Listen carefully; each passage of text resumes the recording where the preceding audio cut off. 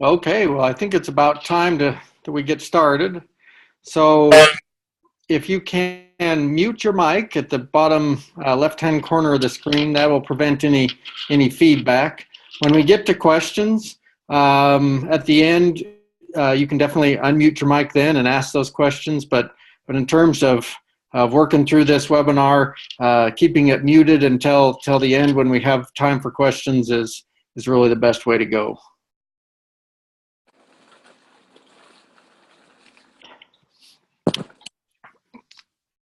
So my name's Bridger Fates. I'm the Livestock Marketing Specialist at University of Wyoming Extension. And we're going to talk about some economic ranch tools today, value of beef cow, and risk management. And I want to thank Bonita with Nebraska Cattlemen for helping us set this up, and thank you as Nebraska Cattlemen for joining and listening to the webinar. This webinar is sponsored in part through USDA and the Risk Management Agency Fund, so we want to thank them as well. I think we can go ahead and get started now and go through this. Hopefully you'll find some value in it. Let me see here. So, you know, I like to always start out sort of giving you this question in terms of, you know, does low cost of producer equal the high profit producer? And really, over the years, as we've kind of talked to producers and also gathering data, you know, I'm not sure that the low cost producer is the highest profit producer. There's definitely some research that would show that those highest profit producers, you know, invest their money wisely, but invest in a couple of categories more so than any of the other producers. So in general, our highest profit producers, we found them to be, through research, low cost in most categories, but in a couple of categories like genetics and range and pasture improvement, they actually invest more money in those than our other producers. So we're going to kind of talk about, you know, how you might use some of these economic tools to look at those types of investments and to, you know, to look at whether that might make sense on your ranch. I try and sell you a little bit on these economic analysis. Some of you maybe have seen this before, but certainly, you know, I think it can increase profit. One of the things that ranchers need to do is avoid pitfalls. And so sometimes we get these pitfalls, you know, and ranching's a fairly tight margin business. And sometimes if we make a mistake, you know, we lose some money, and it takes a while to gain that back and get the equity back into our operations. So certainly avoiding some pitfalls can be helpful. Sometimes we need to talk to a partner like a bank. It is good business. I understand that's not the only reason to do it, but it is good business. And then that last picture I have, you know, I always say that ranchers have a healthy dose of skepticism. And it's not necessarily a bad thing, but it can keep us from making some changes on our ranch that might make some sense. And so, you know, using some of these tools can help you sort of overcome some of that skepticism in the right sorts of situations. So, you know, what kind of tools do you use now? This is an example of an enterprise budget out of southeastern Wyoming. Certainly Nebraska does these enterprise budgets. I think enterprise budgets can be really helpful in terms of giving you an idea where you stand, but they're not great in terms of directing where to go from there, right? And so no matter, you know, if you're using these tools, I think if you use this partial budget approach, you'll be better off at making those sorts of decisions. And I'm just going to touch on it because a lot of the tools that are on the Wyoming Ranch Tools website are based on this partial budget approach. And really, the idea is that we want you to ask yourself 4 questions each time you're going to make a change on the ranch. You know, what new or additional costs will be incurred? What current income will be lost or reduced? What new or additional income will be received? And what current costs will be reduced or eliminated? The idea here is that, you know, forcing ourselves to ask all 4 of these questions each time we're going to make a change can really make us better at making decisions, right? So even if you were looking at that, you know, that enterprise budget budget that you might have got from University of Nebraska and kind of looking and comparing yourself to those average costs, you know, getting an idea of where on your budget you're going to be if you make a change. You know, these are the 4 questions you need to ask yourself each time you're moving towards change on a ranch. So the Wyoming Ranch Tools website can be found. Easiest way to find it is to just Google Wyoming Ranch Tools. It's the first site that comes up. It does have a URL, but it's a university URL, so it's not convenient or easy to remember. So just remember Wyoming Ranch Tools. We're going to talk about some of the tools today. We'll talk about this cow valuation tool. We're going to talk about a market comparison calculator, and we're going to talk about the price slide calculator. But we won't hit some of these others in more detail. There's an AUM value calculator there to look at, you know, from a market perspective, how much is pasture worth to you today? You know, not just from sort of, you know, calling up the extension, your local extension agent and asking him what pasture is going for these days, but really looking at you know, based on either yearling or cow-calf pairs rate of gain, you know, how much is that pasture worth and what's a fair split? That's what that calculator does. There's a break-even budget calculator. It's one that I shared a couple of years ago on a similar webinar here in Nebraska. And that calculator helps you looking at market timing decisions. So, you know, whether you want to market calves later, earlier, maybe if you're trying to look at if a preconditioning program pays on your calves, you can use that tool to add in those extra costs of that preconditioning program and see what sort of a break-even price you would need to get on those calves to make it pay. Like I said, we're going to talk about the cow valuation calculator here a bit later. The genetic investment calculator is just looking at a bull. You know, if you're paying more for a bull, how much more do you have to get for those calves to break even on that sort of investment? There's a net present value calculator or tool there that helps you look at if you're investing in something like a background feedlot or a center pivot, you know, how long will that take to pay off, and can you pay that investment off over time? Partial budgeting, really the basis of a lot of these questions, and you know, we kind of went through those 4 questions earlier on, but really a great tool to use to look at changes on a ranch. Then there's the price slide calculator that we'll get to. Sprayer calibration, we're not going to really talk about that today. The stocking rate tool, if you're looking at some pasture stocking rates, you've had past information on those stocking rates, and you want to calculate some others, that's really the tool that can do that. I kind of always kid ranchers, and I kid I have a coworker that I worked on to develop that stocking rate tool. You know, I've got all these great economic tools on here, and the one that gets used the most, I have to admit, is the stocking rate tool. So check that one out if you're wanting to do some stocking rates.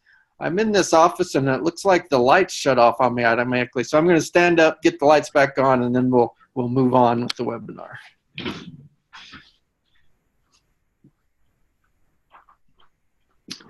All right. So how often does cow value equal market price? Really, you know, it's just kind of as things pass by each other. So a lot of times the value of a cow is not necessarily equal to what she is market price. And we've been working on some rancher rules of thumb here lately. I've been collecting those, and one of the most common ones I get is that the value of a bred heifer should be equal to 2 of your steer calves. And when we really look at that, that's probably not all that accurate, right? So that would have meant in 2014 that cow should have been worth, or that bred heifer should have been worth about $3,500. And there were some bred heifers that sold for $3,500, but we could all pretty much argue now that was probably overvalued on those heifers based on what prices did after that. So, you know, have to be careful in terms of what we're paying and be cautious in terms of that cow value. And I'm going to show you a calculator that we can help with to get at how much you can really afford to pay for a bred heifer, or how much, you know, is she worth to you in your operation. So the way that we get at this cow value is we take a sum of the returns from her calf sales, and we also get to recuperate her from coal cow sales. We're hoping that she's going to make it to a coal cow and not die. That reduces her value to us definitely, but we're going to assume that she's going to live until we sell her as a coal cow. And then we have to take away all those annual costs that it takes to run that cow. And then we also have to factor in this idea of the time value of money, because there's risk in terms of these investments that we're making in those cows. There's not a guaranteed return in the future, and so we have to take that into account to get at what that cow's really worth for us today. So this cow valuation tool was authored by 4 of us here at University of Wyoming: John Ritten, Steve Paisley, Brian Lee, and myself.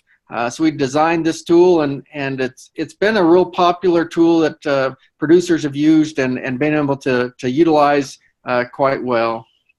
So before we get to the tool, you really have to know your annual cow costs. And as I go around and travel around and do these sorts of workshops, it's not all that common that we each know our annual cow costs, right? It's a relatively it's not that hard a number to get at sometimes, but it's something we don't do on a regular basis in terms of really understanding what does it cost us to run a cow for a year on our operation. And I realize that the more diversified operation we have, if we've got some farming income and we've got if we've got maybe some a little feedlot and some other things like that, that makes those costs in terms of allocating them to the cow-calf enterprise a little more difficult. But if you're a straight cow-calf guy, it's pretty much your annual operating cost divided by the number of cows to get you to that cow cost. I'll show you what the national average is here in a minute, just to give you an idea of where as a starting point anyway. Helping getting to that annual cow cost is really important for all of us. You have to know your expected weaning weights, expected calf prices, and you might use a 5-year average price on that, depending on what you want to look at, and we'll show you that. And then expected coal cow weights and expected coal cow prices. So here is the national average for cow-calf costs. So this is total cash cost plus pasture rent annually. You can see in 2017, we were right at $800 per cow on the national average. So hopefully you can be looking at this chart and thinking, that's good. I know that I'm less than that. And hopefully you're not, looking at it and kind of grimacing and realizing that you might be over that. But at least it's a starting point. It's hard to guess in terms of what your number is. It's so individualized, but I encourage you to try and get to that annual cow cost on your own operation and know that. So here's what the cow valuation tool looks like. Those yellow cells are things that you can change. So you can enter in your annual cow cost. You enter in the sell weight of your calves. You enter in the calf price or the anticipated calf price. You enter in the coal weight of your cows, your coal cow price, the discount rate, or another way you can think of that is a return on your investment. So in this example, we have a 5% return on our investment, and then a weaning percentage, so whatever your actual weaning percentage is. And then over on the other side, you can see it starts with number of calves, and it goes 1 through 10. And then the first column is prices decreasing 5% per year. The second column is constant cattle prices. And the last column is prices increasing 5% per year. So the way that this chart works, let's say we're looking at some old broken mouth cows, and we're hoping to get 2 calves out of an old broken mouth cow. So if we look at the number of calves as 2, and we go across and we think we're going to have pretty constant cattle prices the next 2 years, then she's worth about $1,170 to us based on the numbers that we provided over here in this box. If we take bred heifers, believe it or not, the national average is that a bred heifer is going to have just over 4 calves in her lifetime. So, you know, if you're looking at buying bred heifers, probably 4 to 5 is what you'd want to be looking at. And here, if we assume constant calf prices, you know, that means she's worth about $1,480. If we thought calf prices were going to keep declining over the next 5 years, she's really only worth about $1,059 to us. Now, it's important that you enter your own numbers because, you know, annual cow costs can make a huge difference. If we were able to change that in this example to $750 annual cow costs, it reduces the value of that cow to you by, you know, almost $1,000. So it really does make a big difference. And in terms of, you know, how many calves you're going to get out of a cow in her lifetime, another way that you can do it, you know, if you think you're getting more than that national average of 4, another way that you can calculate your own average in your herd is you look at how many animals that you have to keep back every year, you know, how many heifers you have to retain every year to maintain constant herd size, right? So if you're retaining about 20% of your cows through heifers, you know, every year to maintain herd size, that means you're getting about an average of 5 calves over the lifetime of each of your cows. So, you know, if your replacement rate is less than that 20%, then you're probably getting more than 5 calves out of the average cow. So that's how you kind of calculate how many calves you would get on the average. But really, you know, this calculator is pretty flexible in terms of, you know, whether she's an old broken mouth cow, whether she's 3-4 years old, running age cow, or a heifer. You can really kind of get an idea of value based on the number of calves you think you're going to have. Now, the other thing that I have to caution producers on, and I always do this, and really one of my favorite producers that I work with a lot in western Wyoming there, he did exactly what I told him not to this year. But I always tell producers to go out here and use this tool, look at the calculator and decide how much you can afford to pay for, or what the value is for, you know, those bred heifers or a set of cows.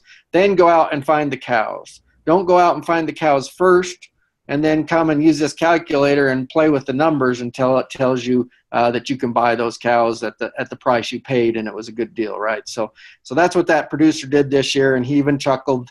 We had a good laugh when he came in to see if he made the right deal. So we're going to move on from that cow calculator. I hope that one makes some sense to you. I think it's a pretty valuable tool for producers to use. So we're going to talk about, you know, where and how you market your calves. Do you work through an order buyer, a video, a local auction, a regional auction? One of the things that I'd heard from producers a lot is you know, am I really better off selling on the video, or am I better off selling at my regional auction? And, you know, there will be different prices in terms of those auctions or even through an order buyer, but sometimes it's hard to compare them as apples to apples prices because we don't have a tool to do that. And so we designed this calculator so you can enter the number of head and the weight, and then you enter the different information about a couple of auctions, you know, the distance to that market, and charge yourself that trucking fee. If the differences in shrink that you might receive, differences in commission, you know, if it's or you might have some yardage fees and you know, get rid of the shrink, but you add some yardage depending on the auction you're going to, or, you know, in terms of video, you might have a videotaping fee, and then you enter this information into the calculator, and it calculates an adjusted price so you can compare, you know, auctions to auction, and you get a more apples to apples price comparison for those auctions to kind of give you a better idea of where the best place to market might be. So the last calculator we're going to talk about today, and we're spending we've got an hour and going through this pretty quick, but we're going to talk about the price slide. And then we'll talk about some risk management tools after this. But the price slide, you know, we often ask, is it fair? And that really depends on whether you're the buyer or the seller, whether you think it's fair, right? But in reality, you know, the price slide is just simple. It's the idea that if you contract for calves at 500 pounds and you forward contract that with a buyer or on the video, and then you bring your calves in to sell them, in the fall, and they actually weigh 550 pounds, it wouldn't be fair for the buyer to pay the same price per pound for 500-pound calves as 550-pound calves, right? So that price slide adjusts the actual sell price based on the weight of those calves. And so we decided to put together a calculator to help producers really understand what they're facing on the price slide. And in this example, we have a contracted price of $1.35. We had contracted weight of 600 pounds and a projected total value of $810. We have, in this slide example, it's a $6 per hundredweight overweight slide and a $4 per hundredweight underweight slide. Now, as we talk to producers, we realize that not a lot of you get that underweight slide, but it is possible to negotiate that. And there are producers who negotiate that, probably less common on video, but more common on direct sort of forward contracts. So that underweight slide could help you if you bring your calves in underweight. So in this example, the delivery weight on these calves was actually 640 pounds. So they were 40 pounds different, 40 pounds heavier. And at the very bottom, sort of the most important number is that break-even cost of gain that we calculate. So in this example, it was 97 cents.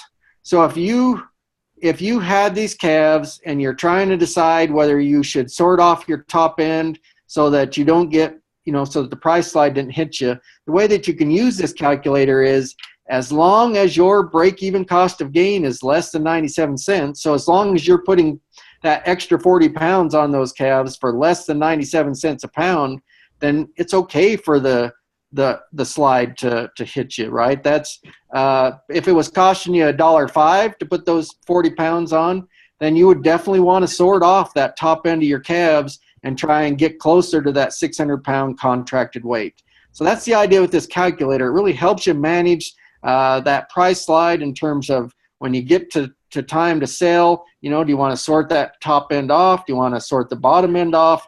Really gives you an idea of how to manage best in your contracts.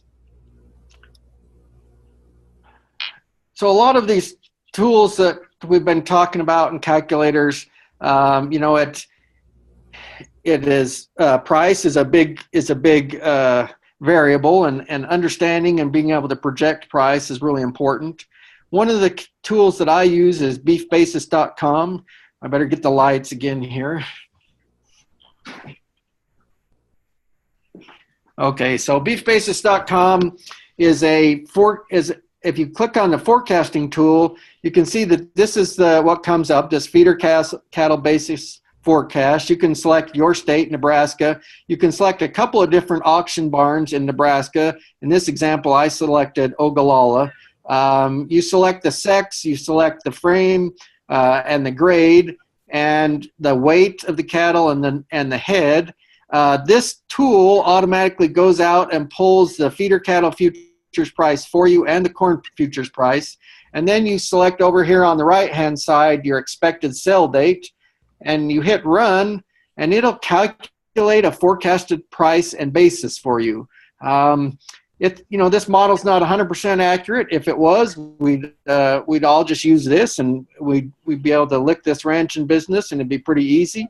But it has been a fairly good model to use. It's been fairly consistent, and at least a pretty good indication of where market trend is going in terms of hitting that exact price. Certainly it's not perfect, but it's another tool to help us know kind of where we're going with price. So that's kind of it on the calculators. At the end, I'll try and save some time for some questions so that if you have any questions about those calculators, we can cover those. I really want to talk about risk management and how to integrate these risk management strategies into using some of those calculators. We're going to talk about some price risk tools. Certainly as you're thinking about making changes in a marketing program, it might be wise to also consider a price risk tool to manage that. We'll also talk about a pasture range and forage product to help you manage drought conditions. Certainly for us here in Wyoming, it looks like we're going to be facing some tough conditions. We have pretty low snowpack right now, so folks are worried. We got plenty of time to get that turned around, but we're still getting a little worried right now. So these programs that we're going to talk about are USDA Risk Management Agency programs. And you can really find out a lot about their programs by going to their website, rma.usda.gov. There's fact sheets tied to all these programs, but we'll kind of work through the three that I really think might make some sense for producers. First off, though, I have to start with this all the time. When you buy insurance for this new Ford truck, you go out and you buy this truck and you buy insurance for it. Is this what you're hoping is going to happen to it? Are you hoping that you're going to total this truck and collect on your insurance? Well, for some reason, when I talk to producers, I presented a few years ago to a group, and one of the producers came up to me afterwards and said, I bought that pasture range and forage insurance for the last 3 years, and I haven't gotten a single payout. Well, that really means that he didn't have any wrecks, right? He was hoping for a wreck so he could get a payout, but he had good moisture conditions and good grass growing conditions, and so his cattle did really well. So we shouldn't hope for wrecks when we're using these insurance products. There are some times when you work with a good insurance salesman, they can show you that over time it might be good to invest in some of these products, and that they could be money-making sort of scenarios. I think that's okay, but what I'm saying is use insurance for what it's intended for, to help you avoid these wrecks, not necessarily as speculative tools, and I think you'll be most happy with it. I do want to share with you the Fates Ranch example. Some of you may remember my brother, Dylan Fates. Dylan and I grew up on a ranch in Wyoming, and so Dylan taught the Futures and Options class in Nebraska. He taught that class at South Dakota State, and he's taught it at Utah State University. And he was really sort of one of the leading experts for quite a while there in terms of futures and options and how to manage risk through futures and options. And so when he was doing that, I always ask people, how many contracts do you think my dad ever took out on his calves? And the answer is 1. And that took quite a bit of talking into, but so I sort of understand where you're coming from, and not in terms of not liking to use some of these risk management tools. Certainly something that my dad didn't want to use, even when his son was sort of one of the national experts in terms of from a university perspective anyway, in terms of managing that process. And so I get it, and I understand that, and so I understand where you're coming from. I will tell you that you teach your kids to be very cautious about it too. So Dylan taught that class, the Futures and Options class, and when he first started teaching, he created a phony account for the students and allowed them to trade on the board, and he incented them with a prize at the end of the year. But even with the prize and fake money, only a small percentage of the students would ever make a trade the whole year during the class. So he actually had to change his class, so he made it part of their grade to go out and trade with their phony money to see if they could understand the market better. So like I said, I do sort of understand our resistance to some of these price tools, but I will tell you that price risk is real. We can take some Nebraska auction data from September of 2015 to October 2015 and see a difference in $225 per calf sold. And I realize I'm cherry picking some of the, one of the largest months swing in Nebraska there to prove a point, and in terms of the 5-year average, it's significantly less than that. But, over a 2 to 3 month period, we can certainly see, sort of large value price swings in terms of what our calves are worth. And so if we think about that, I'm not going to try and talk you into futures and options market. certainly if you are using that and have figured out how to use it and do it well, it's a great tool. But the more that I work with straight cow-calf producers, I think the more that the LRP insurance product really seems to work. So if we look at this blue line on this chart, that represents cash. And if we're selling calves in October, that cash in this example could be anywhere from 90 cents to $1.25, right? And we don't know what the cash market's going to be until we get there. So with futures and options, you could hedge. You could put that green line on and guarantee yourself $1.09 no matter what happened. As ranchers, we don't like to do that. We are eternal optimists, and we want that higher price. And so hedging is not necessarily something that's used that often. The other option is an option, a futures option, which is this red line. But if you're not comfortable with utilizing the futures and options market, another option for you is the LRP insurance, which really mimics this red line. It's the same thing. And the way this works is you set a floor on your calves. In this example, it's $1.05. So no matter what happened, come October, even if the national price was 90 cents, you would get a check from your insurance for 15 cents to make up the difference between that 90 cents and the $1.05. But if cash price ends up going up to $1.20, you don't get your insurance premium, but you get to sell your calves for the $1.20. So you're not locked in like a hedge to a profit. You get that upward movement, and the only cost to you is the $2 to $6 a hundredweight that it costs you to purchase the insurance. And in terms of the cost, it depends on how high of a floor you're trying to set, and how far away you're trying to set that floor in terms of how much it costs you to utilize this product. But certainly in the last couple of years with a little bit more volatile markets, I think LRP has really made some sense for some producers. I tell producers it doesn't make sense every year. I'm not telling you to use these products every year. But it does make sense to me to at least go out and look at them every year and see if it's right for you this year or not to use. So the LRP, it reduces price risk. It is very similar to a put option, except for it's a little more flexible. So options were fixed at 50,000 pounds. LRP can be anywhere from 1 to 1,000 head. So if you've got 25 head you want to insure, you can do that. If you've got 222 head, you can insure exactly that amount. So it's really flexible in terms of that, so that you're not overbuying or underbuying like you would with an option. And it's purchased through your regular crop insurance agent, and really finding that right agent can be really helpful in these types of products. I always tell people to think about it in terms of using it for some market power.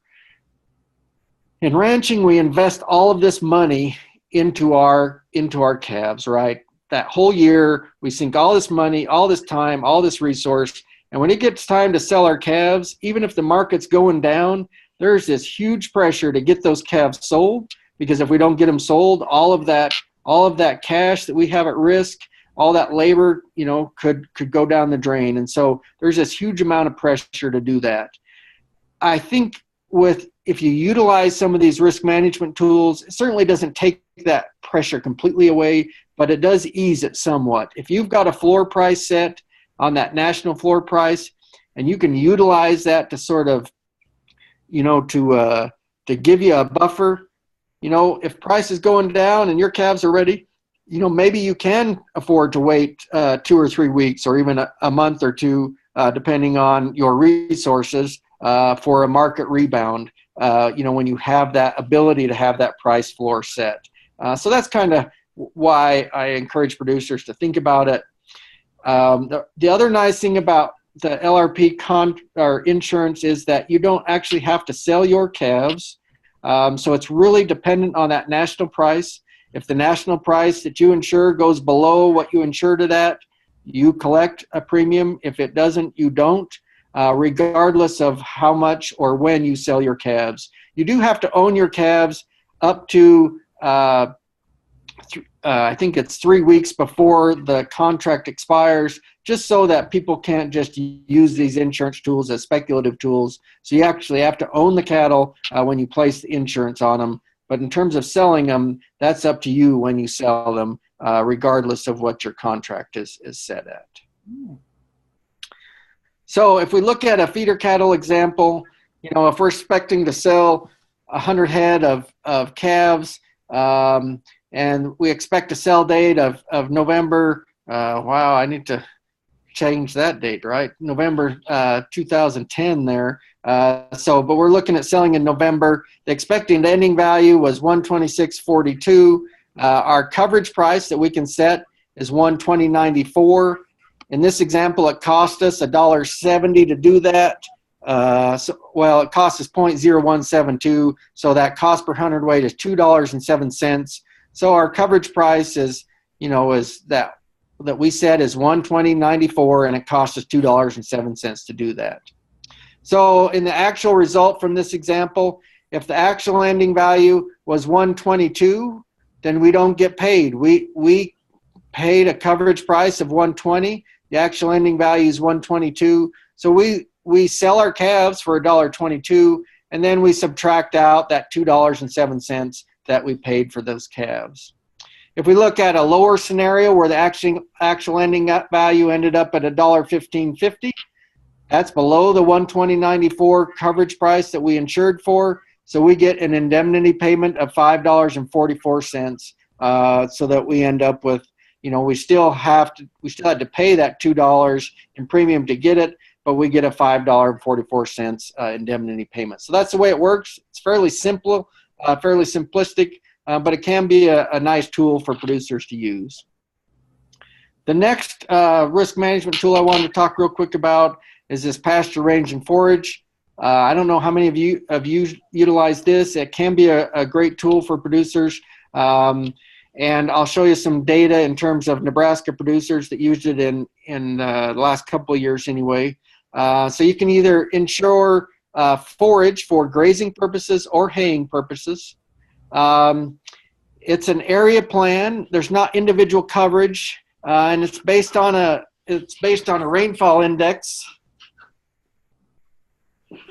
Darn lights. You get timely payments, and it does not reward poor management practice. So this product, the way it works is they are collected, the rainfall information is collected from the NOAA weather stations. If you get rainfall in your area or your grid, you don't get a payment from the insurance. If you don't get rainfall, you do. So it doesn't matter in terms of your actual production. And so there's no reward for purposely not managing the land to get the maximum production. So if we look at 2015, these are some different states, and it shows the loss ratio is basically the return on your dollars. So an example, if we look at Nebraska in 2015, for every dollar spent, Nebraska producers got 51 cents back. If we look at Utah, in that year, for every dollar spent, they got $1.89 back. So Utah was a lot drier than Nebraska that year.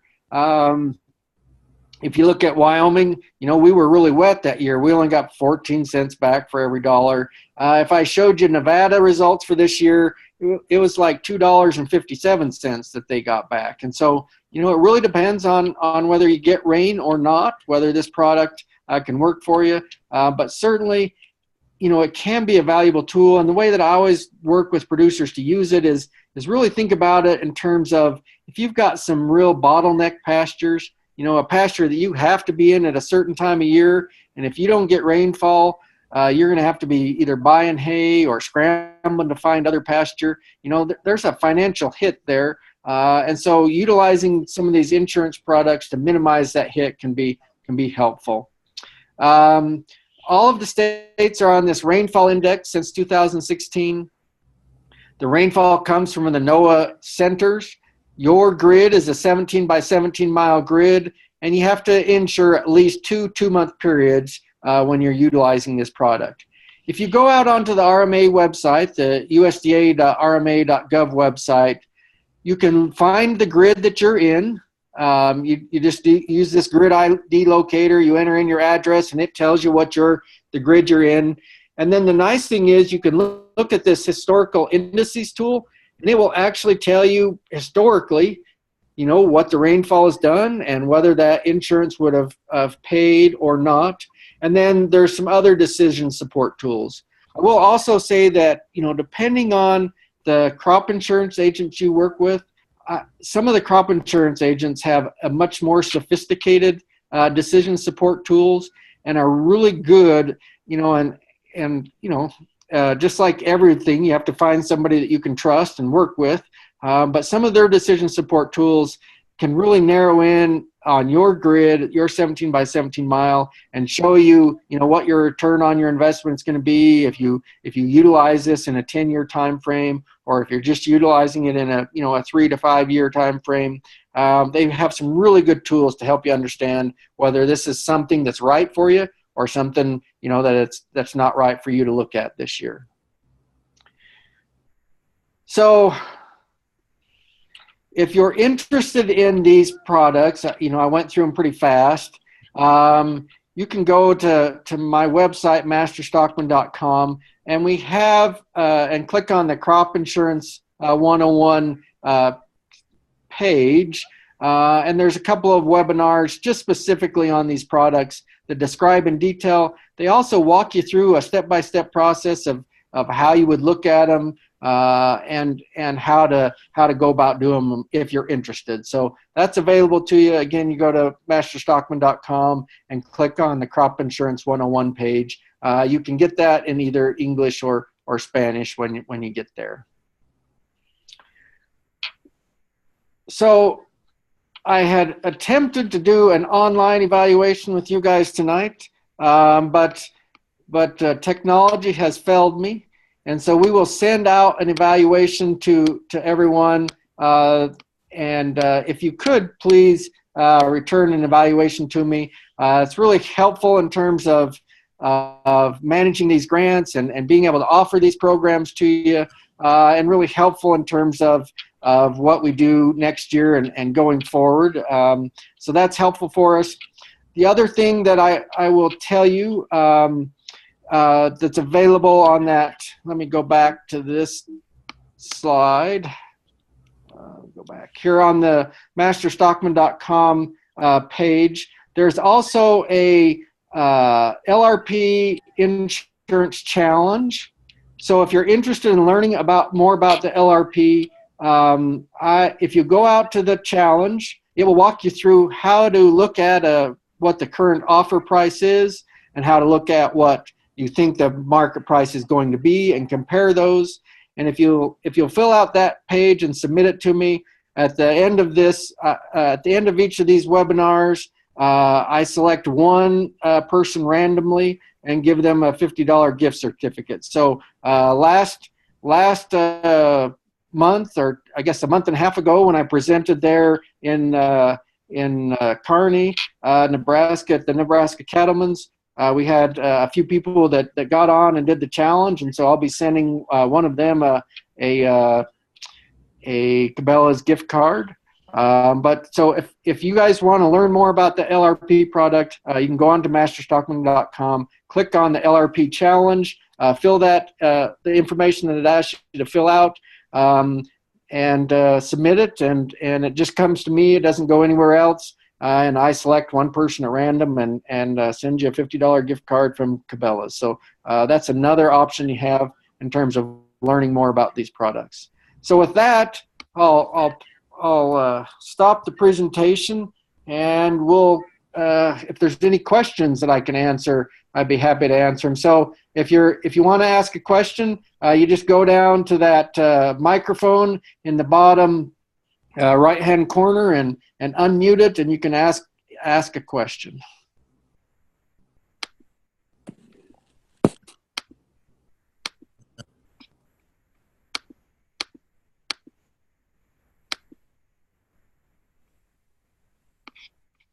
Sounds like somebody started to ask a question.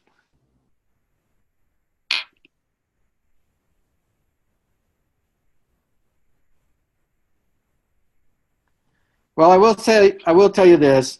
So that my contact is there on this slide. That bmfates@uwyo.edu. If you go out to the website, you can get that contact information too. I'm happy to answer questions if you guys if you want to use some of these calculators or you have questions about some of the calculators. Shoot me an email, and we can connect. If I respond to that email, it'll have my phone number on. I'm happy to talk with you about any of these calculators. I enjoy working through some of these, some of the calculators and thinking about some changes that ranchers are making. So I'm happy to work with you at other times too, if you want to shoot me an email and start contact that way. Any questions from the group tonight?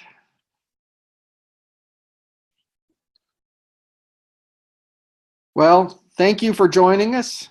I want to again thank Bonita with Nebraska Cattlemen for setting this up. I really appreciate it. I appreciate you all being on here. The other thing is this meeting has been recorded.